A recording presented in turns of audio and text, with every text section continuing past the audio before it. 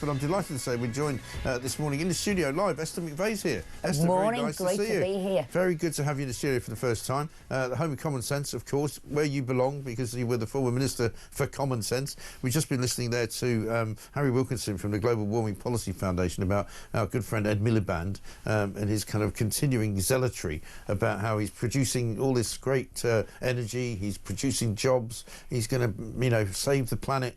None of it's true, by the way. He's given a load more money to GB Energy, which they're going to now give out to somebody else. You wrote about it recently, didn't you? Well, he's just done a bit of a U-turn today, hasn't he has. Opening up oil fields, and I thought, well, that could only have been down to my article, of course, which I wrote this week. And basically what I was saying, at the moment, with the tensions, the increased tensions in the Middle East, with missiles raining from Iran and Israel, the idiocy of this government's foreign policy and energy policies is about to be exposed. Right. And we've got the political equivalent of Dumb and Dumber with Lammy and Miliband at the top there, taking a sledgehammer not only to our energy security, but a sledgehammer to our territories and our defences there, and how they have to stop doing that, actually be on the side of the British people, not give away Chagos Island, which we need the defence base there, and also reverse this nonsense of net zero, which is making us poorer, less safe, less secure, and hopefully it's another government U-turn. We can only cheer on that and move forward. Well, that's what I said to Harry, because I said, you know, the way that this government's going at the moment, you know, every kind of thing that they come up against with public opinion strongly against them, like the winter fuel allowance, you know, like the rape gangs, surely net zero is going to be next, because people are fed up. You know, like all those earlier surveys when people used to be asked, you know, are you in favour of net zero to save the planet? And they all go, well, yeah, all right then, because they want to save the planet. But if you actually say, are you in favour of net zero if it's going to cost you an extra £400 a year, they don't want it. And so whilst I could cheer with the U-turns, you know, I championed to get that reverse the winter fuel allowance, we all wanted the rape gang inquiry. My concern is because they haven't thought about it, they've been forced to do it, and they're doing it really quickly.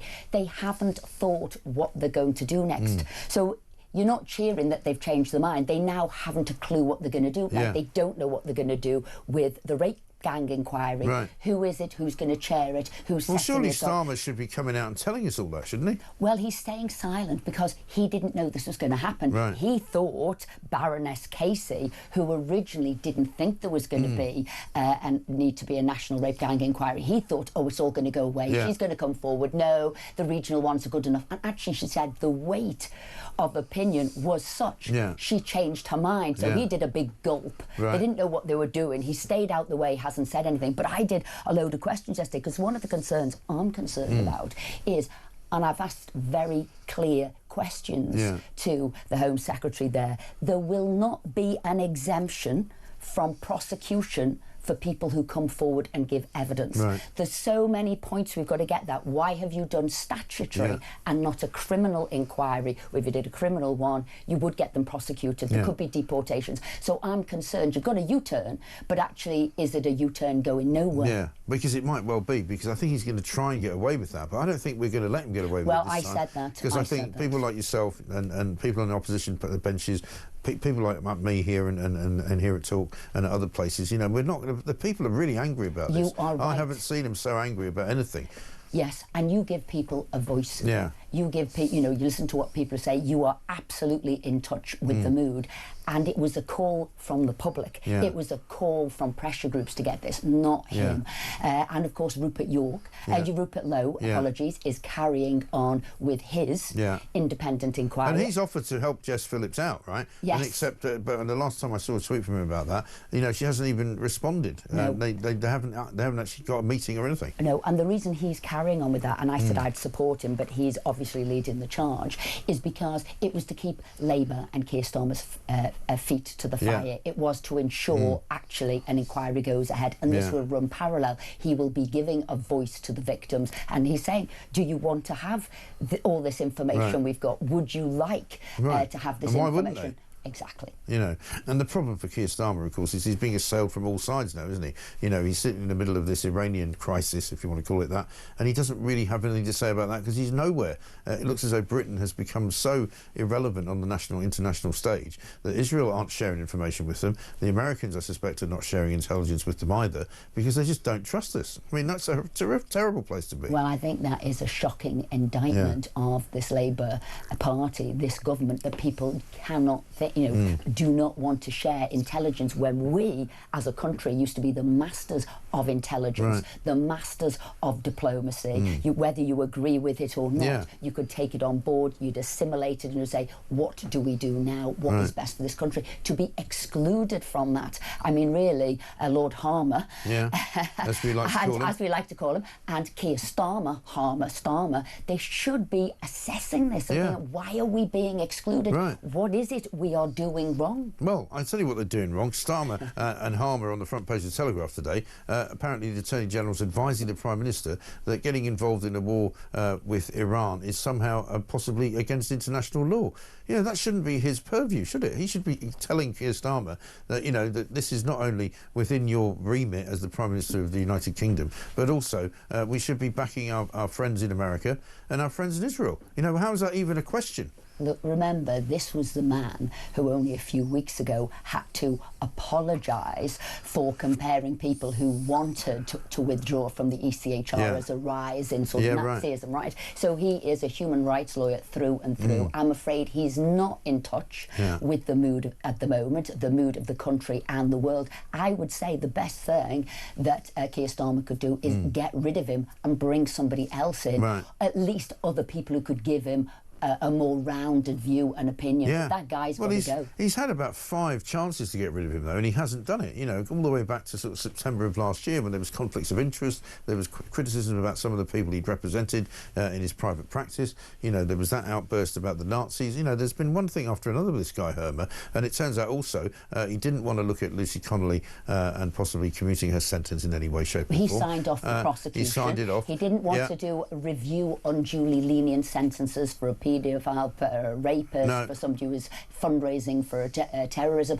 You know, all these things point to the conclusion he is not the right man to have there. So I know he's a good friend of Keir Starmer, but there is a point that actually this is about the public and not about your friendship. This is about the country and not, I don't know, your past career. And do you remember when he said country first, party second? One of the many slogans, the empty slogans that he said before, I think he said it on the steps of Downing Street before he walked in for the first time as Prime Minister. And nothing could be further from the truth, you know, because he has not put his country first. He has not put the people of this country first. I mean, look at what's happening now. We've just discovered this today, really, in Israel. There's dozens and dozens, possibly hundreds and hundreds, maybe thousands of British citizens trapped there. They don't know how to get out. There's no planes flying in and out. The Americans are apparently rescuing and evacuating anybody who's an American citizen who wants to get out. We've got planes in Cyprus that could be doing it. The Foreign Office and the local embassy are telling people to see if you can get yourself to the Egyptian border or maybe the Jordanian border, you know, in some kind of car. I mean, that's madness, isn't it? What this government doesn't seem to be able to do is get sort of detail, is to work things out, is to break down a problem into its component parts and then work it out. So straight away, what would I say? I'd say, well, look, supposedly he's got a great relationship with America, with Trump. Wouldn't you say, whilst we figure out what we're doing, please can we get our citizens with yours and get them out the country? Because people would say, I'd be safe anywhere. Let's get out. If it's America, wherever it is, let's get out. And then you'd say, and then what we'll do is, once we've got what we're doing, once we've arranged that, you know, we'll quid pro quo, we'll take some of your citizens out. But straight away you'll be doing that if you saw there was an exit, somebody else had an exit plan. But I'm afraid these people are so behind the curve on everything. You know, everything they talk about is gloopy word salads, but when you actually probe them and say, yes, but what does that mean? It all crumbles, it all falls apart. Well, the number of ministers that we've now seen being interviewed, not very often on this show, because they don't like to come on here, strangely enough, you know, but they go on lots of other shows, and the number of times they don't even seem to have any control over their own brief. You know, they've gone on to talk about, and we saw Emma Reynolds the other day, goes on to talk about, you know, the bridge and tunnel sort of scenario where they're going to spend £1 billion, you know, making our infrastructure better. She didn't even know where the Lower Thames crossing went from and where it went to. She didn't understand how much money it was going to cost. She didn't really know anything. Why put a minister out who doesn't even have the basic grasp of what they're actually supposed to be talking about? So there's two things there, because I watched that and it was horrific. I mean, it was cringe factor. It really and I was. thought, is it because you all think you're so superior that you knew whether you did or didn't? And actually, what I'm telling you, it's so benevolent. We're giving a load of billions of pounds out here, and it's for bridges, it's for infrastructure, and nobody would probe the details. So I couldn't understand if it was she was so ill-prepared or she thought she was being so superior, so bountiful with all the billions of pounds that nobody would question what she was saying. But I'm afraid she was questioned and she was found lacking. But really... Embarrassing, though, isn't it? Embarrassing. And now that everybody has everything on Twitter, on social media, and it can be played forever. But I think, you know... She got herself on Plank of the Week as a result. You won't be surprised to know. Yeah, well, obviously. Yeah. Obviously. That goes without saying. Goes without saying. But again, you know, what would you say the biggest issue at the moment, and why they haven't called a sort of a national emergency, a national crisis for all the illegal immigrants and boats coming over? Now, it looks like the Justice Secretary is sort of saying an overhaul of the European Convention of Human Rights, right? So you've got Lord Harmer saying no, but she's now saying we need to go much further than that. We need to get rid of it, and most importantly, we've got to get rid of the Human Rights Act. And then you can start doing things. You can start deporting criminals. You can start getting rid of people, and they can't claim things like my kid doesn't like chicken nuggets. Well, we got one today. I mean, we call it Migrant of the Day. He's a guy who's from Algeria originally, but he's been in and out of prison here for years and years and years. He was granted leave to remain in 2013 for 5 years. That's now run out, so he should be deportable to Algeria. He's served time in prison. He's committed loads of burglaries and aggravated assaults and all the rest of it. Meanwhile, he says, no, you can't deport me to Algeria because I'm a trans gay man and they'll make fun of me. And so literally him being made fun of is the reason he can't be sent back. Well, I don't care if he's going to be made fun of. Just get rid of him. Look, he's a criminal. The people know now, look, we're a country that's tolerant, we're caring, we've looked after people, but when people, and I'll use the vernacular here, are taking the mickey out of you, you know you have to say stop.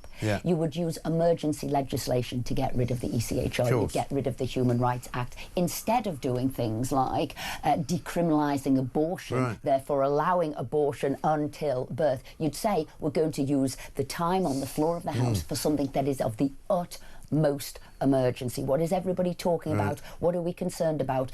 40,000 have crossed in boats, 30% up on the previous government. It is an emergency, and that is what I'd be spending the time on the floor of the House and on. more important was even than those statistics were those that came out from the Ministry of Justice yesterday in the Telegraph, where it said, and it started off at a quarter, it was actually a third of all sex offences committed last year, convicted sex offences, rape, sexual assault, etc., committed by foreign nationals who have come here seeking asylum. So you now see there's a connection. Nigel Farage was here yesterday, he made that connection. Even Yvette Cooper admitted it when she stood up in the Commons the other day. So if that doesn't make it, if it wasn't already an emergency, you've now got to surely stop and vet the people coming in a way that they don't do.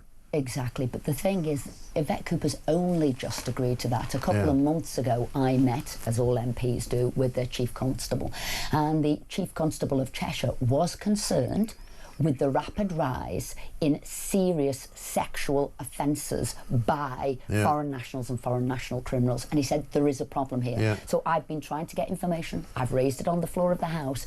There had to be FOIs to get this information. They don't like giving it out, didn't want to give it out because they didn't want to believe it. They've always said diversity is our greatest strength. Everybody should come here. We're basically a free-for-all. And they never, ever wanted to confront the truth. And it's only once you've got the truth you can say, OK, again, let's be logical, not emotional. Let's look at the facts and these figures and then deal with it and not pretend it's something else. Yeah, exactly right. Let me just play this clip from Starbucks. You might have seen this already because we've been doing it this week. And this is about when he was talking to Beth Rigby over in Canada, and he was listing what he thought was his big mistake. In terms of mistakes, look, I think that we haven't always told our story as well as we should, explained our decisions in the way that might, in retrospect, have been better, but that's the nature of politics. I suppose the story at the end of the first year is this. We had to clear up the mess, and the first year was really about that. But as we now turn into the second year with the spending review, now's the time we can show that having cleared up that mess, taken those tough but necessary decisions, now you can see in the spending review, with the investment we're making in our public services, in our infrastructure, in our jobs, apprentices, you name it, you can see the difference that a Labour government makes. Yeah, tragically we can see the difference the Labour government's made, and none of it's very good. What do you think his biggest mistake is? Becoming Prime Minister. Yeah. I think sometimes people want to be Prime Minister because it is the ultimate goal. Yeah. It's what they want to be, where really you should only want to be there if you know what it is you want to do. Yeah. And you actually have policies made out and prepared, you know what you're doing. Well, he and said he didn't. Did. No, but they didn't, did they? Yeah. You wouldn't have done, let's be honest, in less than a year, everything they wanted to do has all been U-turned. Yeah. Right? The budget, and it was a growth economy, has done the exact reverse to growth economy. Who are they harming? They're harming farmers, people that, and again, that is food security. They are diminishing the UK on the world stage, and they are literally taking a sledgehammer to every bit of our security. I said it before, about energy, about diplomacy, about farming, about pensions. He talks about jobs there. They have been They've lost them. They have lost them, and you know what? Youth unemployment. Because you've got to feel you've got a stake in society. You've got to think, you know what, if I try hard, if I get educated... It's got to be done. Exactly. I will get a job. And they're destroying all the jobs. And what are we seeing? A massive rise in people going on benefits, mental health benefits. People basically saying, I feel worn down, I feel ground down, and I don't feel I've got a stake in society. There's no hope. They are people. Aren't they miserable? Don't they give an air of miserableness? They do. It's awful. It's absolutely awful. Listen, we've got to stop though, because I'm running out of time and they're going to tell me off. Julie Hartley-Brewer will be in big trouble. You'll be in big trouble with her. Listen, great to see you. Don't want to be in trouble with No, thank you very much indeed. MP for Tatton, former Minister for Common Sense. This is the home of Common Sense. Of course, the world headquarters.